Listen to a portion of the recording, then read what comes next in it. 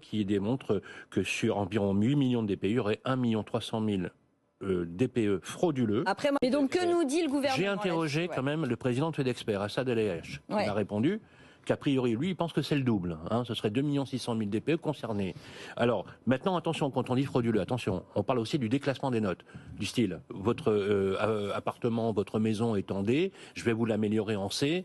C'est ce qu'on appelle les DPE de complaisance. Mais ça reste une fraude. Oui. Ah oui, non, mais on est d'accord.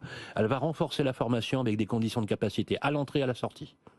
Et je pense que c'est une très bonne idée, en rallongeant notamment la durée de formation qui est une nécessité. C'est ce que réclament les. Je précise quand même qu'il existe des diplômes à Bac+3, Bac+5, notamment, je faisais allusion au président de FedExpert, il a aussi un institut de formation qui homologue et qui aujourd'hui habilite également les artisans pour le label RGE, reconnu garant de l'environnement.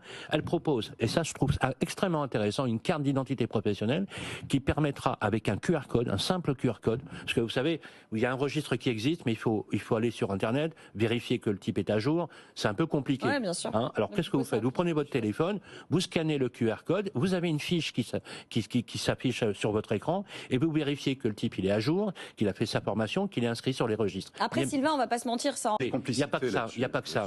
Je trouve extrêmement intéressant d'enrichir cette carte avec la proposition justement de FedExpert de mettre en place de la géolocalisation et de l'eurodatage.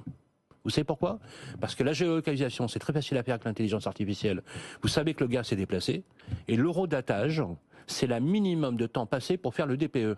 Parce qu'un DPE, minimum, pour un T2 ou un T3, c'est entre 1h30 et 2 heures. Donc, ce qui est important aujourd'hui, donc je trouve que l'idée qui s'amorce de créer cette carte d'identité professionnelle est extrêmement intéressante. Ça démontre une chose, Marie, que le ministère du Logement organise la riposte. L'amendement La Baronne est adopté. Il faut arrêter de faire de l'angélisme parce que s'il n'y avait pas de difficulté, on n'en parlerait pas. Donc ça ne fonctionne pas. Le DPE et les modes de calcul ne sont pas adaptés. Il faudra passer. Et trouver les moyens d'en sortir. Il faudra passer par un renforcement de la